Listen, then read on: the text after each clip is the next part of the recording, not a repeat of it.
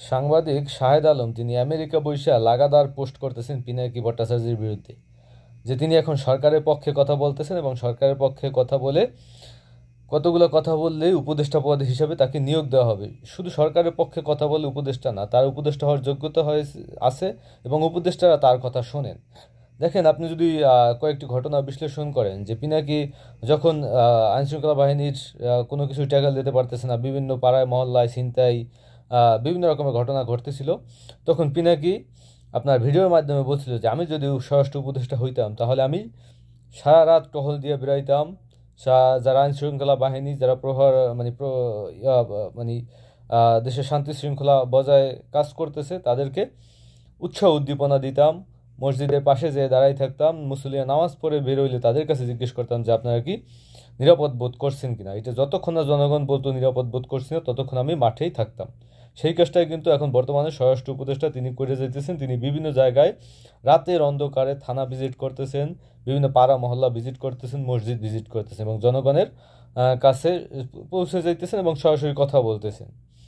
তারপর পিনাকি ভট্টাচার্য বলল যে তেলের বাজারে একটা অস্থিতিশীল পরিবেশ সৃষ্টি করার কায়দা চলতেছে। তারা কী করে বিভিন্ন বড় রকমের লাইটার জাহাজে আইনা তারপর নদীতেই ভাসাই রাখে, এটা বিমানবন্দর মানে সমুদ্র বন্দরে আনে না এবং পণ্য খালাস করে না। তারা একটা আপনার শূন্যতা সৃষ্টি করতে চায় এবং একটা সিন্ডিকেট করে ওই তেল পরবর্তী বেশি দামে বিক্রি করার একটা পায়তারা করতেছে।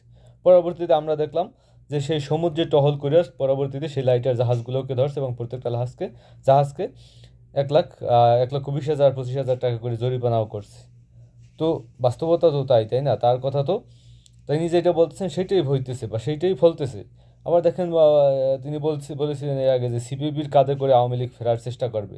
তো আমরা দেখলাম যে একটা গণ আন্দোলন করার চেষ্টা করতেছিল সিপিবি।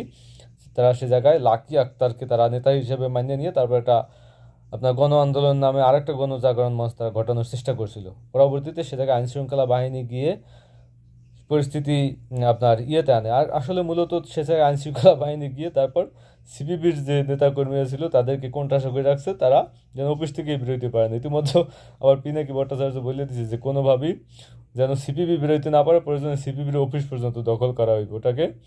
তো চিন্তা করেন যে আসলে পিনাকি ভট্টাচার্য যে কথাগুলো বলতেছিলেন বা বলছেন আগে, সেটাই আসলে বাস্তবে রূপ নিতেছে এবং বাস্তবে সেটাই ফলতেছে, সেটাই বাস্তবতা। তো যারাই আসলে ঘ্যাং করেন, প্যান করেন এই পিনাকি ইলিয়াসের বিরুদ্ধে, আপনারা আসলে কোনো কাজের না। আপনি মাসুদ কামাল বলতে পারে যে পিনাকি সে ওইখানে বসে বলে, এইখানে ফলে, সে প্রয়োজনে দেশে আসুক। তার তো দেশে আসার দরকার নাই, সে বিদেশে বসে যে তথ্য তার কাছে থাকে, যে কথাগুলো তারা বলে, আপনি পারলে যুক্তি দিয়ে তর্ক দিয়ে সেই কথাগুলো খণ্ডন করেন।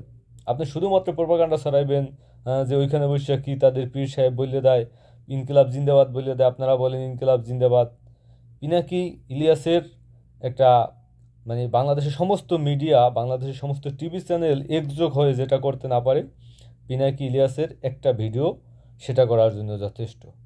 এই গ্রহণযোগ্যতা জনমানুষের মনে তারা আসলে এই জায়গাটা করে নিয়েছেন, সেই জিনিসটা বুঝতে হবে।